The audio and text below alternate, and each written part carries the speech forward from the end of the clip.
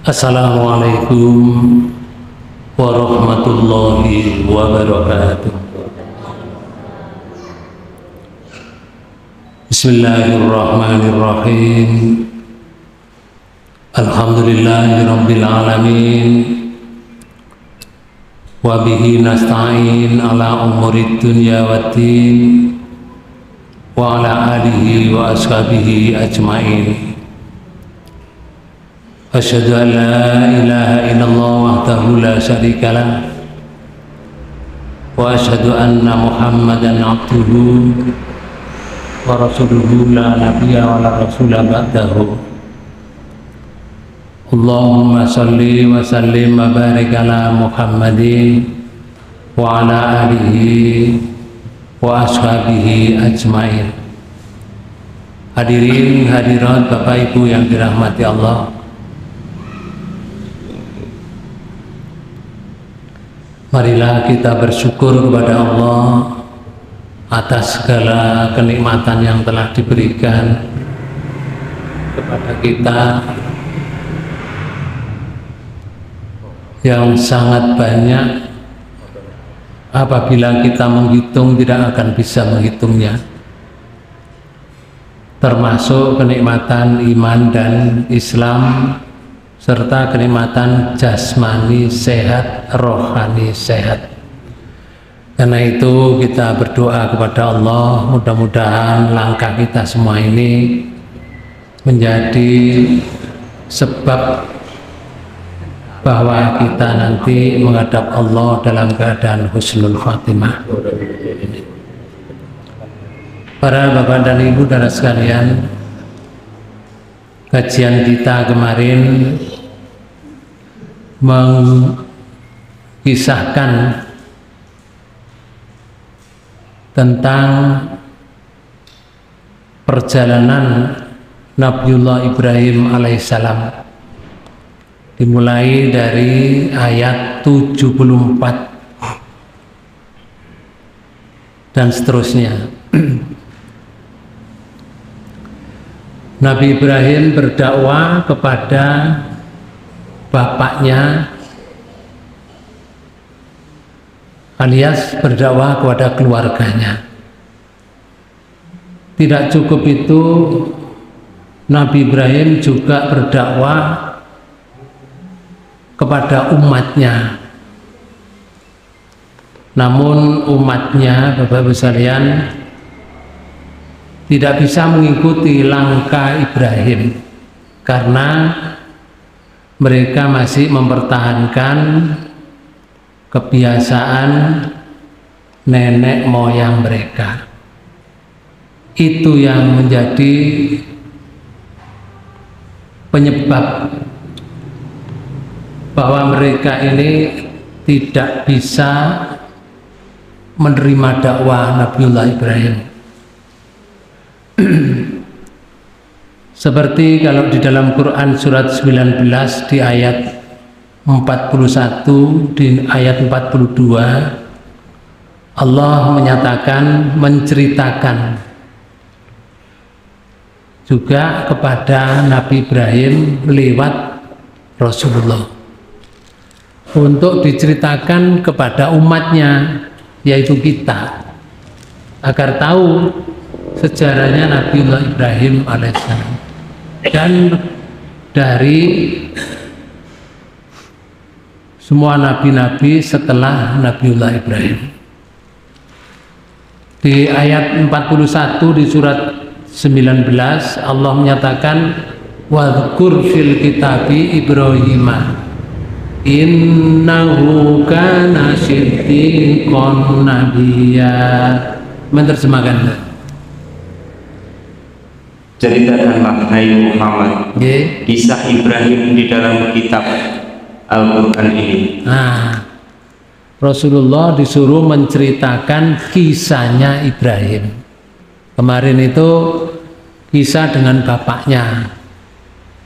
Ada berbeda pendapat, ada yang mengatakan bahwa Azar itu bukan bapak Ibrahim, tapi Azar itu sesembahan, dan seterusnya. Nah, Bapak Ibu sekalian, di dalam Quran ini diceritakan tentang Nabiullah Ibrahim.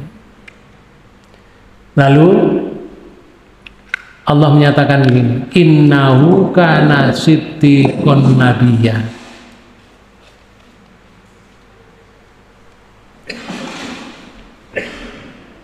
Sesungguhnya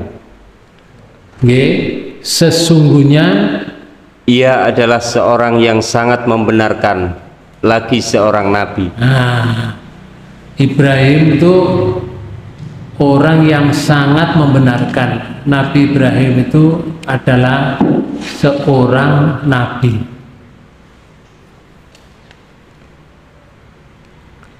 Di ayat 42 disebutkan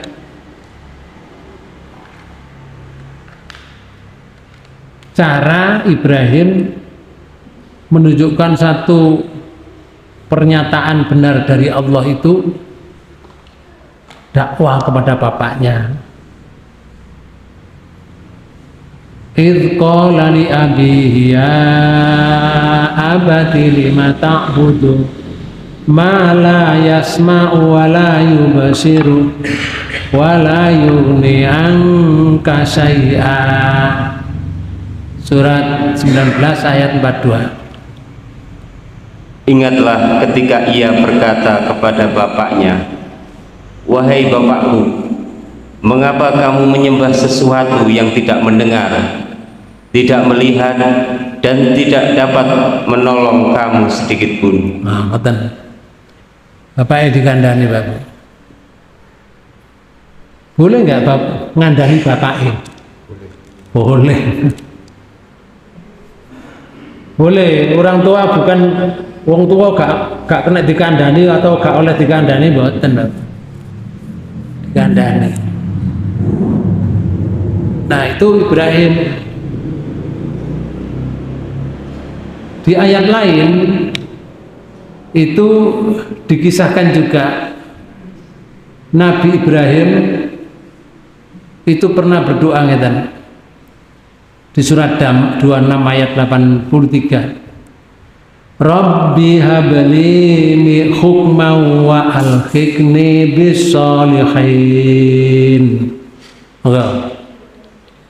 Ibrahim berdoa, ya Tuhanku, berikanlah kepadaku hikmah dan masukkanlah aku ke dalam golongan orang-orang yang soleh.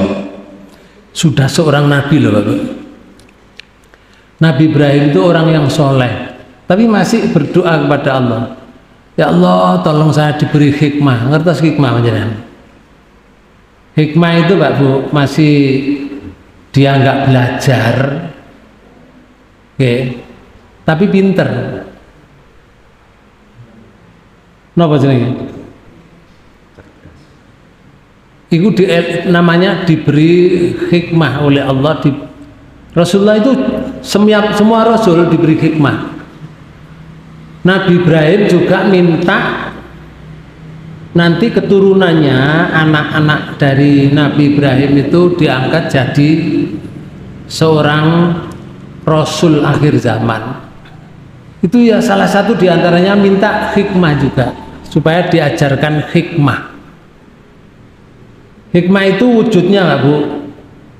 Sunnah Rasul. Luqman duduk nabi. Luqman itu bukan nabi. Luqman juga bukan rasul, tapi Luqman diberi hikmah. Makanya ajaran Luqman akhirnya bisa dipakai kepada keturunan ke bawah. Bahkan seorang nabi, seorang rasul diberitahu oleh Allah, kilo ajarannya Luqman bian kepada anaknya.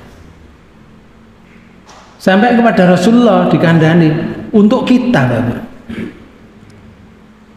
Contoh yang bukan Nabi ya, di surat 31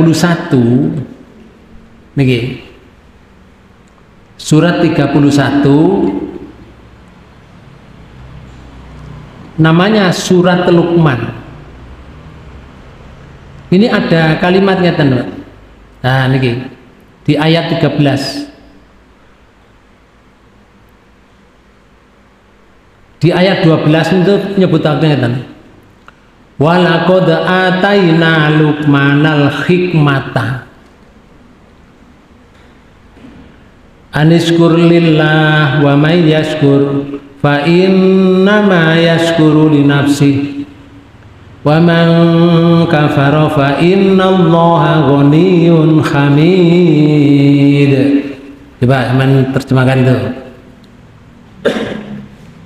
Dan ingatlah ketika Luqman berkata kepada anaknya di waktu ia memberi pelajaran kepadanya, hai anakku. Niki sing ayat 12.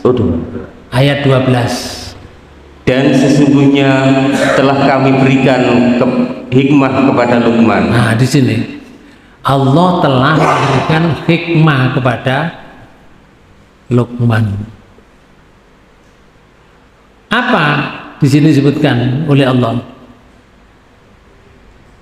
Yaitu bersyukurlah kepada Allah, dan barang siapa yang bersyukur kepada Allah, maka sesungguhnya ia bersyukur untuk dirinya sendiri. Terus, dan barang siapa yang tidak bersyukur, maka sesungguhnya Allah Maha Kaya lagi Maha Terpuji. Ini hikmah, bentuk yang disebutkan oleh Allah. Karena itu ketika Luqman mendapatkan hikmah, ngajari anaknya itu gak dijak delok film ngoten mboten, gak dijak ngelencere mboten. Tapi salah satu diantaranya ajarannya di ayat 13 ini. Wa il qala Luqmanu li ibnihi wa huwa ya'iduhu ya bunayya la tusyrik billah inna syirka la dzulmun adzim. Dan ingatlah ketika Luqman berkata kepada anaknya, muni ngeten Luqman, di waktu ia memberi pelajaran kepadanya, hai anakku, janganlah kamu mempersekutukan Allah. Sesungguhnya mempersekutukan Allah adalah benar-benar kelaliman yang besar. Bapak Ibu sekalian, kalau orang itu tidak diberi hikmah, gak bisa muni ngeten iki pada anaknya, tidak bisa. Ini tidak hanya berkata, Pak, tapi dipraktekkan dalam hidup.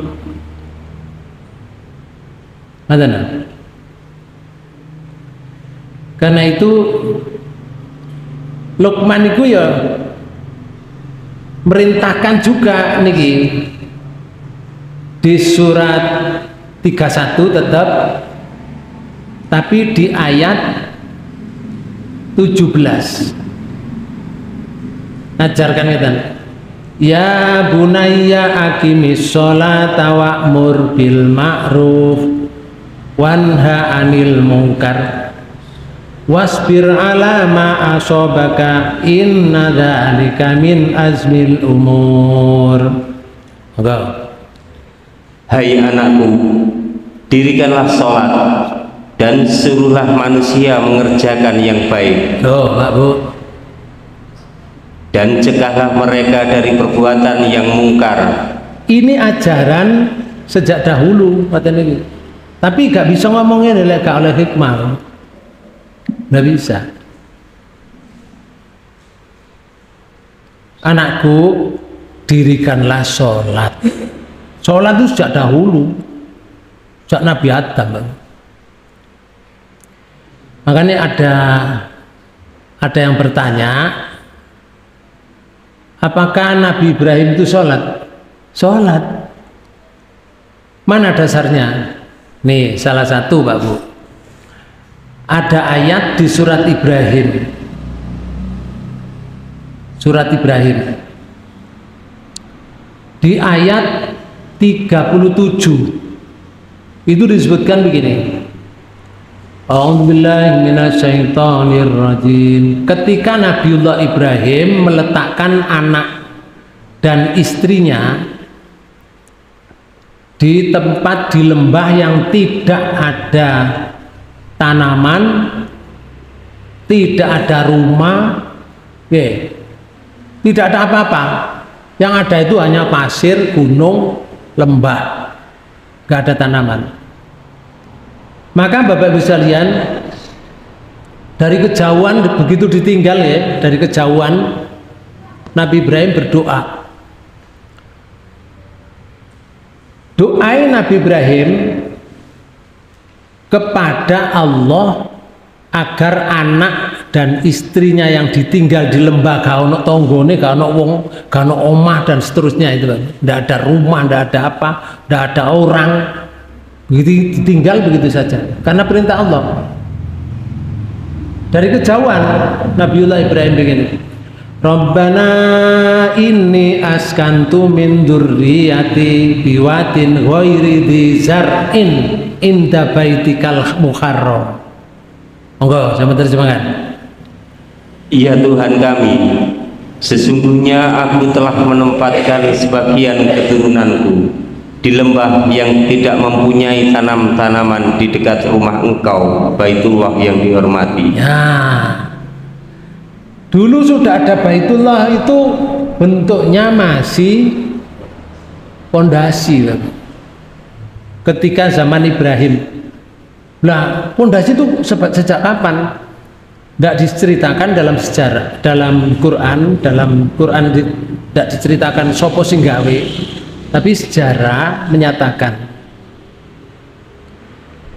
bahwa itu dulu sejak Nabi Adam, pondasi itu. Sekarang Ka'bah ini dekat rumahmu ya Allah, berarti dekat dengan Ka'bah. Di situ ada bukit namanya Sofa, di sana Marwah, dekatnya Baitullah. Gurung tadi Ka'bah niku belum. Tadi Ka'bah niku zaman Ibrahim diperintah oleh Allah untuk mendirikan, untuk meninggikan. Ibrahim sudah mengatakan itu, Rabbana liyuqimus sholata faj'al af'idatam minan nas. Niki. Ya Tuhan kami, yang demikian itu agar mereka mendirikan sholat. Ibrahim meninggalkan anak di situ supaya meninggalkan sholat, mendirikan sholat di tempat itu. Ibrahim sholat sudah di tempat yang lain karena Ibrahim berada di Palestina waktu itu. Ibrahim sholat juga. Nah, saya kira anak keturunan nih supaya mendirikan sholat dengan adanya Baitullah yang namanya Ka'bah sekarang ini. Doa yang pertama. Yang kedua,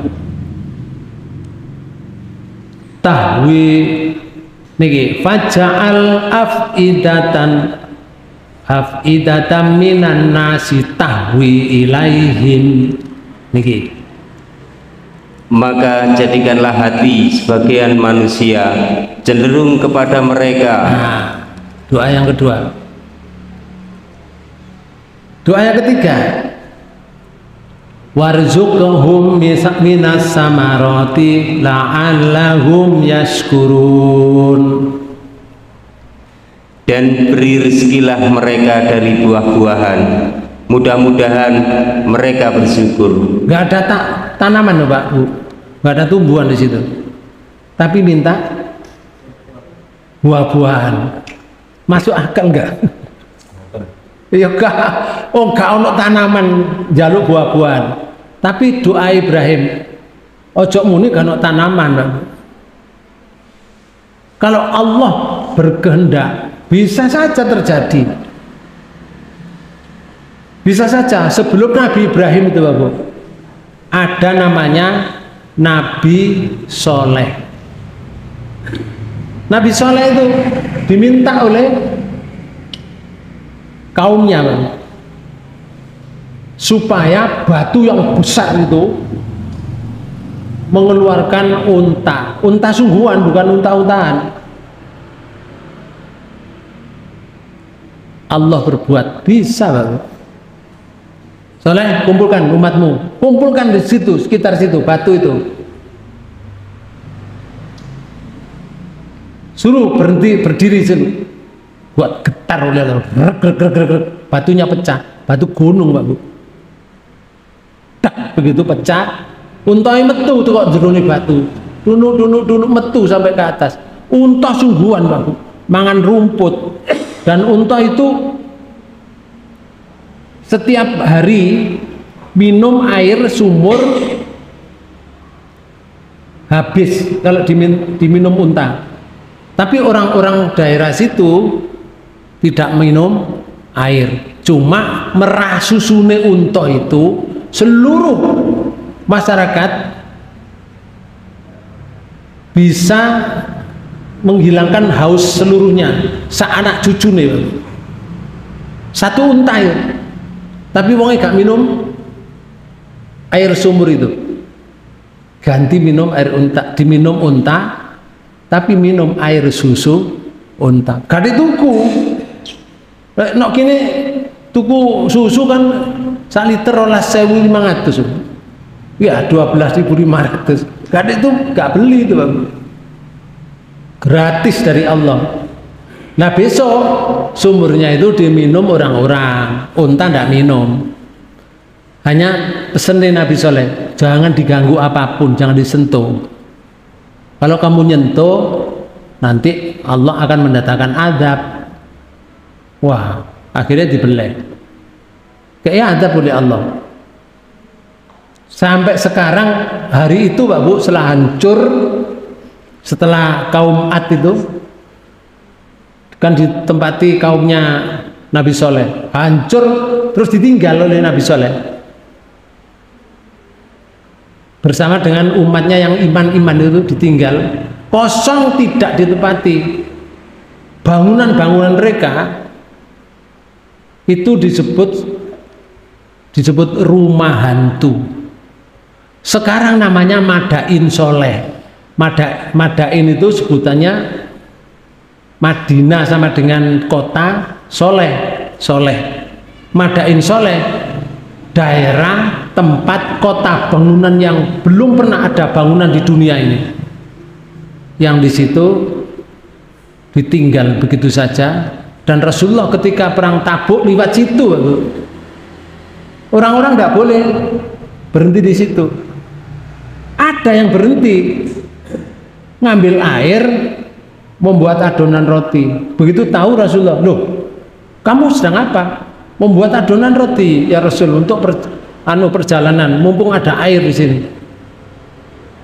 Sudah, jangan dimakan. Adonan itu berikan pada unta-untamu. Jadi unta makan adonan roti, Bang. Airnya tumpahkan. Kamu jangan berhenti di sini. Kamu boleh berhenti di sini, syaratnya harus menangis. Nah, kalau apa-apa nangis bahasa Isa, nggak bisa di Madain Soleh. Itu sampai Rasulullah memperjuangkan Islam. Artinya sampai Rasulullah itu nggak pernah ditempati. Sekarang Pak Bu, tahun-tahun ini, mulai tahun 2017 dirancang dan sekarang sudah mulai dibangun tempat rekreasi di Madain Soleh. Ini kata kiamat ini, Bapak. Wong Rasulullah saja waktu itu melarang diam di situ. Sekarang oleh Muhammad bin Salman, putrane Raja Salman, dibangun tempat rekreasi, ada pemandiannya dan seterusnya. Nah, seperti itu Bapak sekalian, dulu sudah ada. Makanya Nabi Soleh ngeten, siapa? Nabi Ibrahim mengatakan, kalau walaupun di situ tidak ada tanaman, tidak ada buah-buahan, Nabi Ibrahim minta buah, dituruti nggak kira-kira? Dituruti sampai sekarang, Pak. Walaupun di sana nggak ada buah apel itu banyak. Nggak ada buah pisang itu baik-baik, nggak puret-puret, Pak. Di sana nggak ada buah anggur itu luar biasa. Bapak Ibu yang sudah umroh haji itu bisa membuktikan di sana. Nah, semuanya itu sudah dibentuk oleh Allah, tinggal kita ini bermohon. Iki ada yang bertanya tadi, Apakah zaman Nabi Ibrahim ada sholat? Ya, ini contohnya salah satu ayat ini. Kemudian pada zaman Nabi Isa apa ya sholat? Sholat Pak Bu, sholat. Contoh ya, di surat 19 surat Maryam,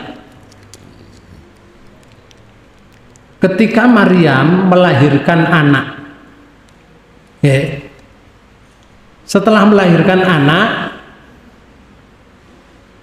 mau pulang susah Pak Bu, saya melahirkan di tempat yang jauh dari rumah, sedangkan di rumah itu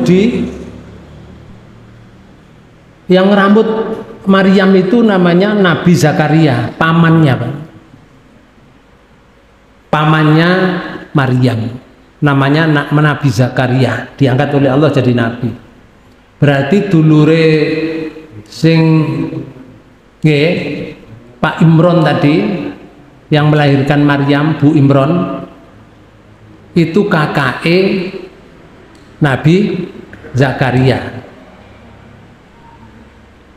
Makanya Nabi Zakaria jadi pamane, terus yang rambut Maryam di waktu itu di Masjidil Aqsa. Nah Bapak Ibu sekalian, setelah Maryam diberi hamil oleh Allah tidak tanpa suami, Allah Maha Kuasa Bapak. Lah Maryam setelah melahirkan mau pulang kan malu Bapak. Diperintah oleh Allah, Maryam pulanglah kamu. Kalau kamu nanti ditanya oleh orang, kamu jangan jawab. Anakmu aja suruh jawab. Anak yang baru lahir Pak, baru tak dilahirno. Dan waktu itu ya gak ditulungi bidan, sapa ono tempat jauh. Terus kita bayangkan, lah ngetok apa? Hari-hari ini barang kira-kira ambek apa ya? Apa nggawa gunting? Apa nggawa tali ngono? Ah iku gak diceritakno Pak Bu. Sorone gak diceritakno. Diceritakno perjalanan saja. Golek kamu mulai Yam. Lek ono wong takon masalah. Kamu jangan bicara, puasalah kamu dengan bicara. Dudingin anakmu, suruh jawab. Tanya betul Pak Bu. Oleh orang-orang di rumahnya, wah dicaci maki si jenenge Maryam itu. Maryam, kamu ini dirawat oleh seorang nabi, seorang rasul. Karya orang yang ahli ibadah. Pada akhirnya kamu berzina sampai keluar anak semacam ini. Yo, sing jenenge wong wedok. Maryam tidak salah, Maryam tidak berbuat apa-apa. Allah yang nyekenario. Suruh ndoding anake. Takon anakku dhewe. Ojo takon aku. Gak iso aku jelasno. Ini dari Allah. Bahasa kula ngoten. Takoni, gendeng ya bahasa mriki, Pak. Aku pun takon arek cilik cakut lahir. Sakjane omongan ya bener dong ya. Tapi gak ono kalimat gendeng kula dhewe niki, Bapak. Gendeng ya kon Maryam, arek cilik kon takoni. Akhirnya anak yang baru lahir tadi Pak Bu, jawab ngeten. Di surat Maryam surat 19 ayat 30. Jawabannya ngeten. Qala inni Abdullah ataniyal kitaba wa ja'alani nabiyya. Niki. Berkata Isa, sesungguhnya aku ini hamba Allah. Dia memberiku Alkitab Injil dan dia menjadikan aku seorang nabi. Oh, nama Isa itu dari langit, Pak. Allah yang beri nama. Isa bin Maryam. Nama dari langit, nama dari Allah. Sama dengan Zakaria dua anak jenenge Yahya. Yahya itu nabi ya, rasul. Itu nama dari Allah langsung. Bukan bapaknya yang beri nama. Nama Yahya itu. Nah, terus Nabi Isa ini menyatakan lagi di ayat 31, wa ja'alani mubarakan ainama kuntu. Dan dia menjadikan aku seorang yang diberkati di mana saja aku berada. Ngomong ngoten apa? Kaya wong gerah pisan. Arek cilik nih. Wa usani wa ausani bisolati waz zakati ma dumtu hayya. Nomor 2. Dan dia memerintahkan kepadaku mendirikan sholat. Masih kecil, masih bayi. Arek bayi saiki itu kira-kira ya apa? Umpama iso ngomong ngono wedi wong-wong. Iya. Wedi wae. Ojo cangkut lahir kok biasa arek mau lahir kok ndeke awake gak kuat kok meneh ngomong. Sik gurung-gurung gurung ketok.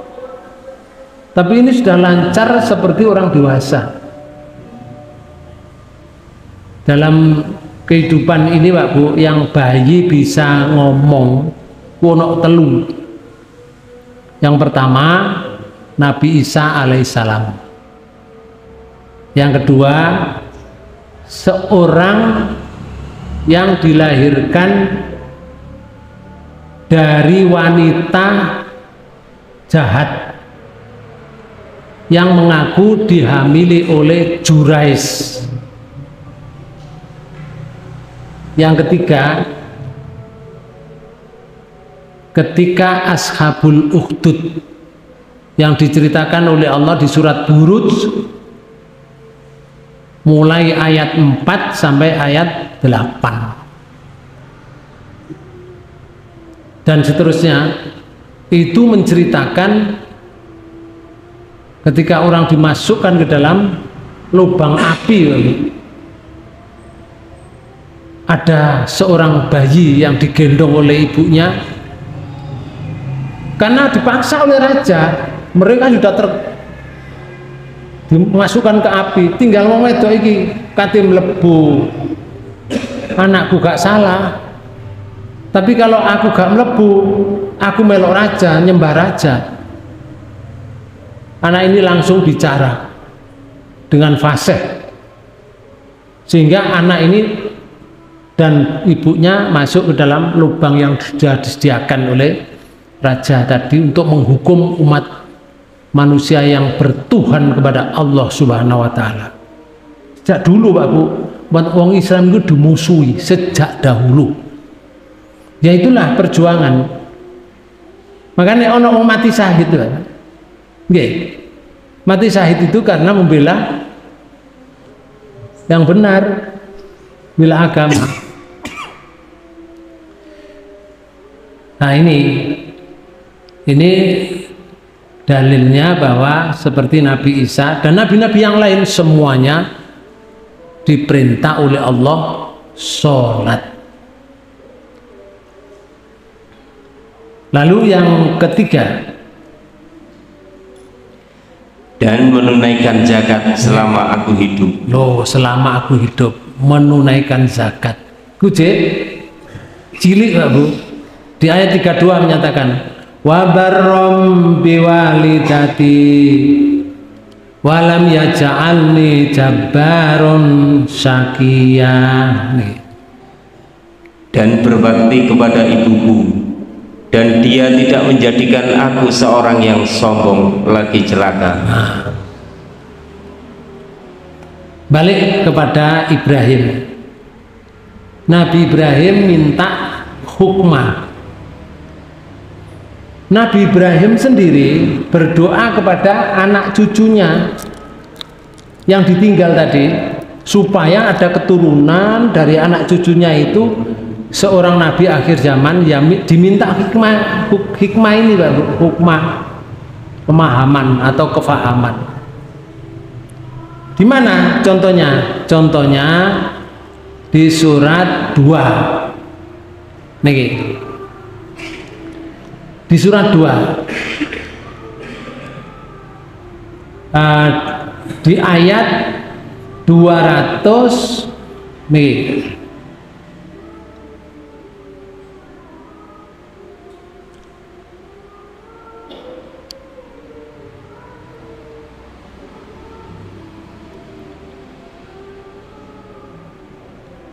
ayat 126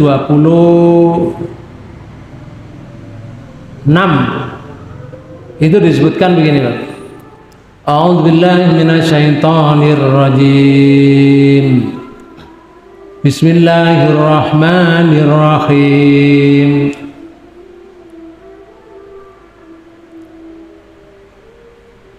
Oh ini setelah 129. Kalau 126 itu tentang permintaan Nabiullah Ibrahim bahwa supaya anak cucunya itu yang bertakwa saja diberi buah-buahan, yang kafir enggak. Tapi dijawab oleh Allah, Ibrahim sing kafir ya tak kei padha ae. Cuma wong kafir itu hanya mendapat kesenangan sementara, hanya mendapat kesenangan di waktu hidup saja. Setelah itu kami paksa ke neraka. Di ayat 129 itu Nabi Ibrahim berdoa gitu. Disebutkan di ayat ini, Rabbana wa ba'as fihim rasulam minhum yatlu alaihim ayatika wa yu'allimuhumul kitaba wal hikmata wa yuzakkihim innaka antal azizul hakim. Monggo sama terjemahkan. Ya Tuhan kami, utuslah untuk mereka seorang rasul dari kalangan mereka yang akan membacakan kepada mereka ayat-ayat Engkau. Nah, siji. Terus dan mengajarkan kepada mereka Alkitab, Al-Quran, dan Al-Hikmah, As-Sunnah. Telu. Al-Hikmah itu As-Sunnah itu. Rasulullah mengucapkan sesuatu itu bukan karena mulutnya Rasulullah, Bu. Wa mayantiku anil hawa illa wahyu yuha. Illa wahyu yuha. Apa yang disampaikan oleh Rasulullah itu bukan hawa nafsunya yang keluar, illa wahyu yuha, akan tetapi wahyu yang diwahyukan oleh Allah, dikeluarkan lewat mulut Rasulullah. Itu namanya as-sunnah. Hadis. Yang nomor 4, serta menyucikan mereka. Nah, permintaan Nabiullah Ibrahim kepada anak cucunya diberikan oleh Allah kepada anak cucunya. Pas kencengi anake Abdullah, ibunya Aminah, namanya Rasulullah Muhammad Sallallahu Alaihi Wasallam. Permintaan itu Pak Bu disebutkan oleh Allah agar kita tahu. Juga di surat 2, tapi di ayat 151. Nih. 151. Allah menyatakan gini.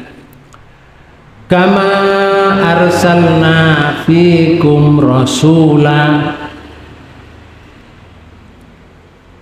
minkum yatlu alaikum ayatina. Sebagaimana kami telah menyempurnakan nikmat kami kepadamu. Nah Muhammad, kamu saya utus menjadi nabi, menjadi rasul, saya sempurnakan nikmatku kepadamu. Itu biar doai bapakmu, sekarang saya kabulkan kepada kamu.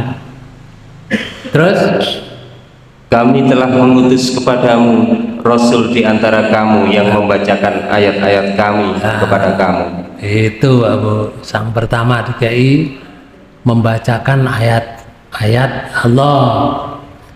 Nomor 2, wa yuzakkikum, dan menyucikan kamu. Nomor 2, wa yu'allimukumul kitaba, dan mengajarkan kepadamu Alkitab.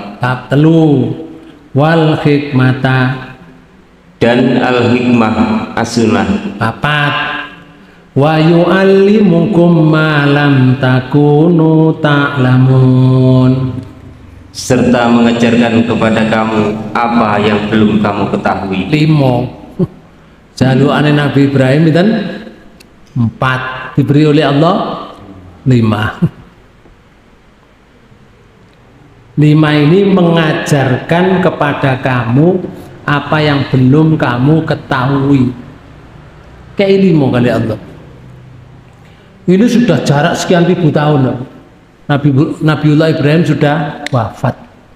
Ketemu anaknya Nabi Muhammad sallallahu alaihi wasallam dari keturunan Nabiullah Ibrahim dari Ismail yang dulunya pernah ditinggal di Mekah, yang jejere pondasi napa? Ka'bah, Baitullah.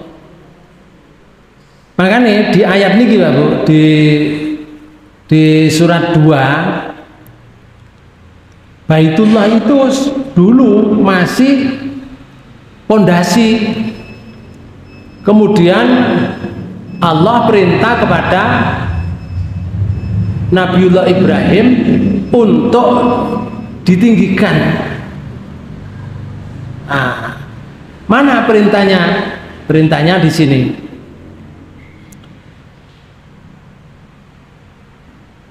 Di Quran surat 2 ayat 127. Allah menyatakan gini. Wa idh yarfa'u Ibrahimul qawaida minal baiti wa Ismailu Rabbana taqabbal minna innaka antas samiul alim. Surat 2 ayat 127. Monggo. Dan ingatlah ketika Ibrahim meninggikan, membina dasar-dasar Baitullah bersama Ismail. Nah, Nabi Ibrahim bersama Ismail diperintah oleh Allah mendirikan bangunan. Sampai sekarang Ka'bah itu sedukur itu, tapi dulu segayuan enten dengan Ibrahim. Ibrahim punya andang. Kalau andang sini itu pakai apa? Besi. Kalau sekarang, dulu pakai apa? Kayu, pring atau bambu itu ya. Ya. Dulu Nabi Ibrahim batu Pak Bu. Batu itu dipakai untuk andangnya supaya masangnya itu bisa lebih tinggi dari berdirinya. Nah, makanya batu itu akhirnya disimpan sekarang menjadi tanda kalau dulu itu didirikan oleh Ibrahim. Namanya sekarang sudah dikurungi gini supaya nggak dicaduti wong Pak Bu. Wong-wong yo ono barang ngono kudu digomule. Kayak gambare sikile Ibrahim terus disebut di situ makom Ibrahim. Makom Ibrahim itu bukan kuburan. Tapi makom Ibrahim itu adalah tempat berdirinya Nabiullah Ibrahim ketika bangun Ka'bah niku. Nah kok iso dukur? Ganti raja tambahi sekian meter, sekian senti, ganti raja lagi tambahi lagi, ganti raja lagi tambahi lagi. Sekarang sudah tidak boleh ditambahi, ya setinggi itu Bang. Itu Baitullah yang sekarang ini. Maka Bapak Ibu sekalian, Nabiullah meminta kepada Allah hikmah dan minta wa al-hikni bis-sholihin, dimasukkan ke dalam golongan orang-orang yang soleh. Menurut tafsirnya Ibnu Katsir, ayat ini maksudnya begini, jadikanlah aku dalam golongan orang-orang yang soleh di dunia dan akhirat, maksudnya gitu. Seperti yang dikatakan oleh Rasulullah Muhammad SAW ketika menjelang kewafatannya,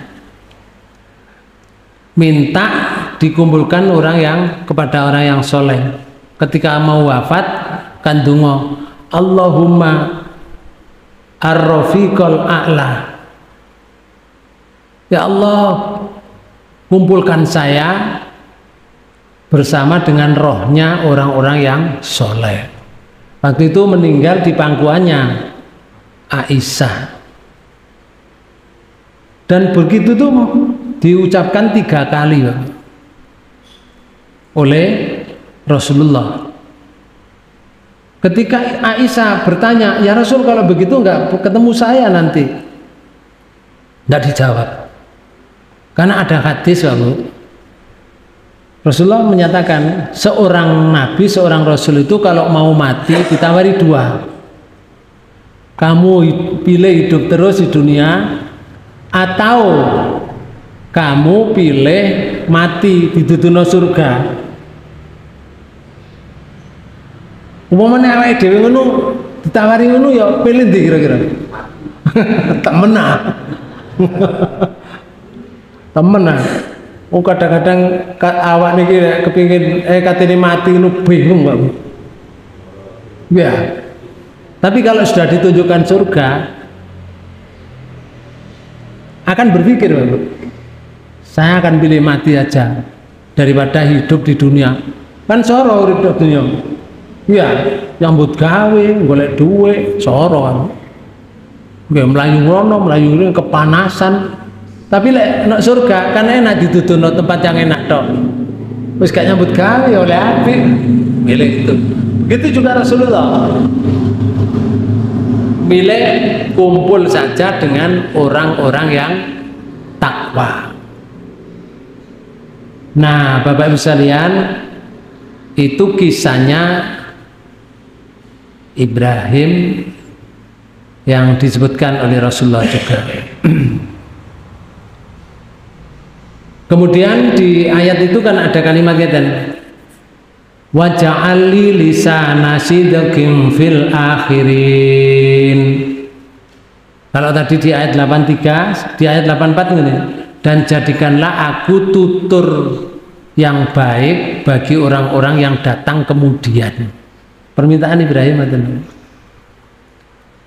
Artinya kan terus tafsirnya Ibnu Katsir, jadikanlah aku seorang yang menjadi buah tutur yang baik sesudahku, yang selalu diingat dan dianuti dalam kebaikan.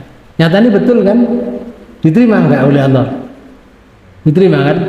Apa yang dilakukan Rasulullah Ibrahim sekarang menjadi syariat beragama.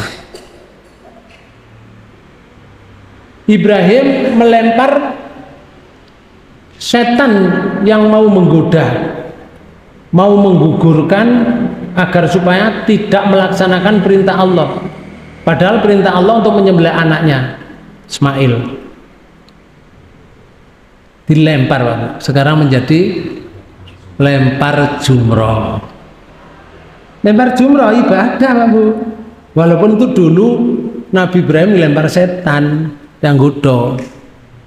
Sekarang lempar jumroh menjadi wajib dilakukan oleh orang haji, walaupun boleh diwakilkan, Bapak. Kalau tidak kuat, badan. Bojone Ibrahim melayu ngalor ngidul dari sofa marwah, golek bingung golek air Bapak. Akhirnya ketemu metu air namanya Zam-Zam sekarang ini. Hanya beliau mulai dari sofa ke marwah, dari marwah ke sofa balak-balik sampai 7 kali baru berhenti. Sekarang menjadi syariat. Seorang umroh, orang yang melakukan umroh itu kalau hanya tawaf saja tidak sa'i, nggak sah Bapak. Tidak sah.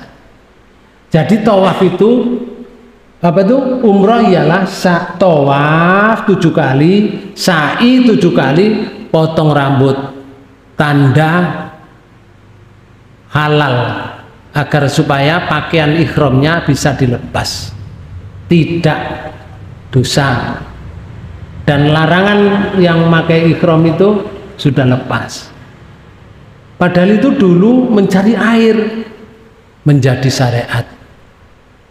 Inilah doa atau pernyataan Nabiullah Ibrahim alaihissalam kepada Allah Subhanahu wa ta'ala. Bapak Ibu saudara sekalian, kembali sini Di ayat yang kita baca ini Bapak, adalah ayat yang berkenaan dengan ceritanya Nabiullah Ibrahim alaihissalam. Kemudian di surat 19 ayat 43 dan 44 yang sudah kita baca tadi, lalu di ayat 45 dan 46 Nabiullah mengajak bapaknya, ya abati inni akhafu ayyamassaka adzabum minar rahman fatakuna lisyaitoni waliya. Sama terjemahkan. Wahai bapakku, sesungguhnya aku khawatir bahwa kamu akan ditimpa azab dari Tuhan yang Maha Pemurah, maka kamu menjadikan kawan bagi setan. Ibrahim sudah mentok Pak Bu, minta bapaknya supaya beriman. Kalau sampean gak gelem iman Pak, saya khawatir panjenengan nanti ditimpa azab.